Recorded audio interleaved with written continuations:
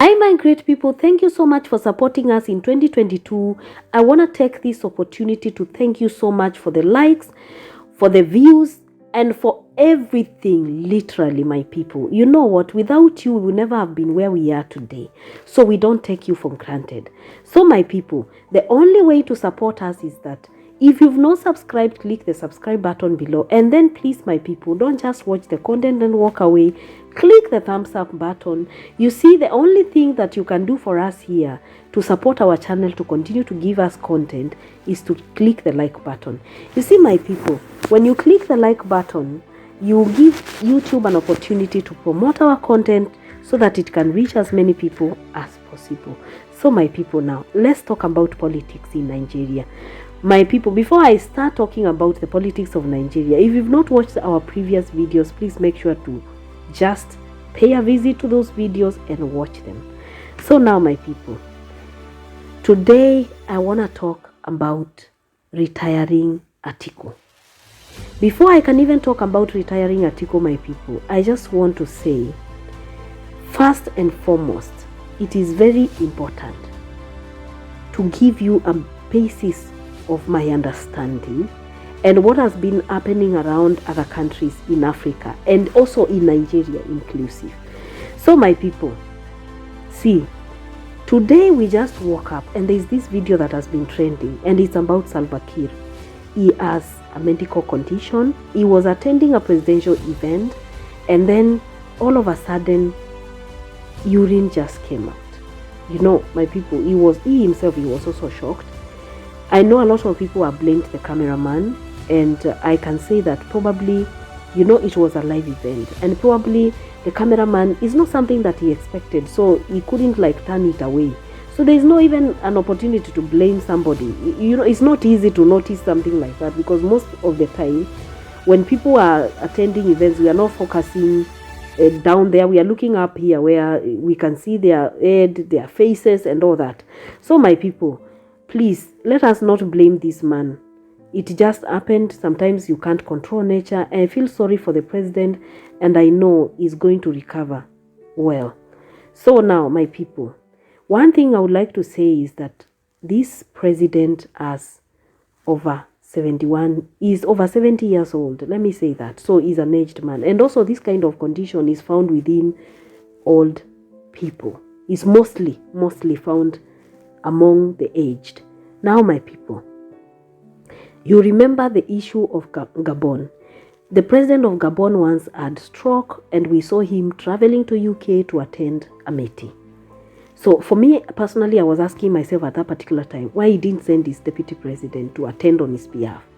But of course, you know, in Africa, our leaders take this type of position that we give them, which is the most important job in the countries that we have, very lightly. And they take it like a joke. That's why somebody after the age of retirement, the age of 65, you find them looking for that opportunity. They're very demanding job that requires you make decisions for millions of people. Now, my people, let's not go far. You remember Mugabe, not Museveni. You remember Mugabe. Mugabe of Zimbabwe fell down several times. He actually literally reached a point where he was just like falling all the time. So he could lose his steps. And it's because of age. By the time Mugabe was forced out of power, he was literally almost over the age of 90. So now, my people, I know you will come to me and start telling me, oh, but Joe Biden also fell. He fell, but he kept falling as he woke up. You can see him in the video. He kept falling down as he rose up, and he ended up into his flight. Now, my people, I said in my previous video, we cannot compare America with Africa. The way our leadership happens in Africa, our institutions are very weak. And it's like power is controlled by the president from a central point. So if our president is not fit to be in office, then everything crumbles. So, my people, let's not talk about America and Africa. America has independent institutions that are functional. And most of their states are also independent. So we can't be comparing spoons and plates and we are talking about, oh, see Africa, see America. We like that comparison when it is not even necessary. So now, let's get back to Nigeria. My people, you see Nigeria, Muhammad Buhari was literally unwell throughout almost his entire period of presidency. You know what? He stayed in hospital a total of continuous almost a year. He was not in office. So you can see, and I think we can attribute some of these problems that we see that have come up in Nigeria that are very pronounced with his condition of not being in a position to lead properly. You know, he was not well, and we can't say when you are not well, you are struggling to lead people. A whopping over 200 million people. If you are not fit, physically, mentally, emotionally, everywhere, it means that you may not be able to deliver in your promises that you made during your campaigns. So my people, what am I getting up to? I'm getting to Atiku. How old is Atiku? Almost literally over 70. He's 76 now. Let me tell you, my people, see, Atiku was attending a campaign in Lagos one time. And this is what he said. He said that the people who were attending his campaign, he came to Lagos when most of them were not born. So you can imagine his age. You know, I usually say when we are judging about the age of this older generation, we need to be very careful. Because before colonial masters came, and we were never really counting years. Some of us don't even know exactly when our parents were born. We can't literally like say they were born date so and so.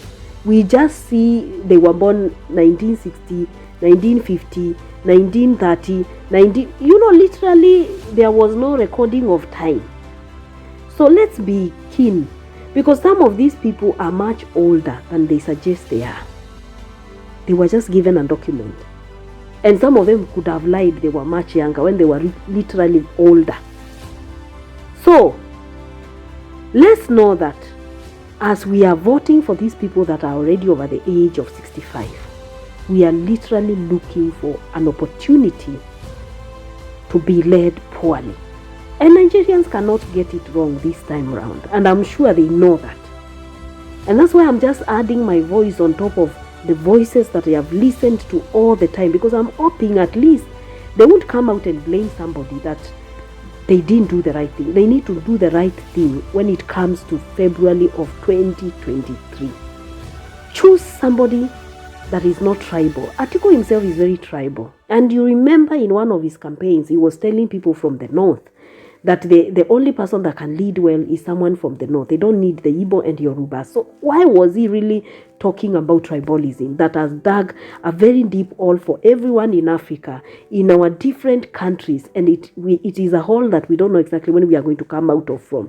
You know, when I hear somebody talk about colonialism, it reminds me of the divide and rule from our colonial masters. And I wonder why we kept using that. It's just for the benefit of a few anyway.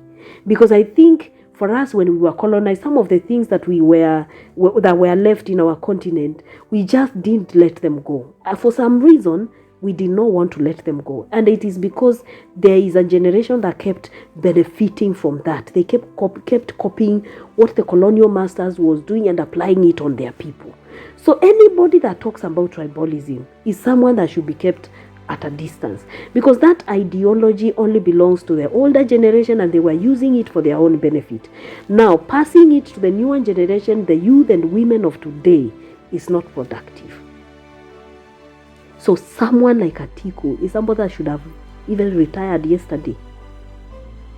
In fact, he should have just said, I am giving up this leadership and I want to give somebody that can actually lead the country, because I want to accept that I'm not fit to be a president at this age, because it is a huge responsibility.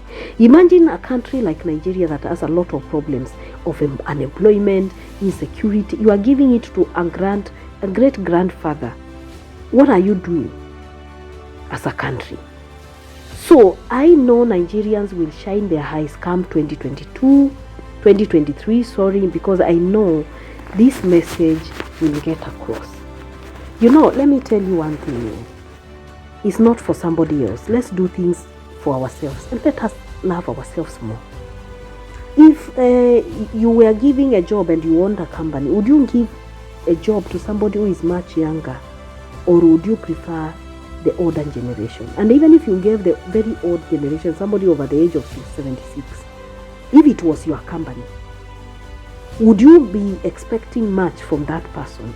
Definitely, I don't think you would be expecting a lot of productivity. You would rather take the younger people that are more energetic. They will give you more productivity and more profit as compared to the people aged 76 and above. So my people, it is very simple concept. Stop looking at your country and thinking probably this old person is going to be different from the ones that I've shown you from other countries. They ain't going to be different in any way. So my people, the best thing to do is to go into the new year with a plan. And that plan is to vote for the right people. And let those ones that need to go, go. You see, tribalism, it is a very bad disease. And all of us should be able to leave it in 2022 and walk over to 2023 anew, ready to vote for somebody that can be in a position to lead the country. I know some of you are already saying, maybe somebody paid you to promote them. Let me tell you one thing. I'm doing this because I'm one woman that believes in Dream Africa. I am a Pan-African, and when I look at my fellow African women that have no voice, I feel sad. And I don't think there is any way to help these African women rise from their seat, apart from good leadership that includes women. So for me, I'm very passionate about children and women because I want to see them rise up to somewhere. When I look at Nigerian women, I see women that have suffered enough. So my people, please, don't let us down. Don't stop thinking everybody that speaks something nice about somebody is paid. You don't have to be paid to say something sensible. Please, let us go into the new year. You have that voter's card in Nigeria. Please take your vote to the right ballot box. Make sure that you vote.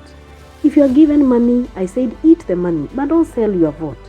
It cannot be in exchange of your vote because it will never be equivalent to the benefit you can get by voting for a good leader.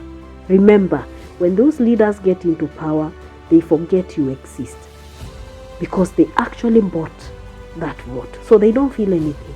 So if you keep following them, asking them things, they won't even look at you. Why? Because they've already given you all you needed, which was money. So that you have very little money that they will give you to eat in a second will never be equivalent to good leadership. So my people, I want to take this opportunity once more to wish you Merry Christmas. And I'm asking you, just like I asked you in my previous videos, as Nigerians and as you ask everybody, please shine your eyes.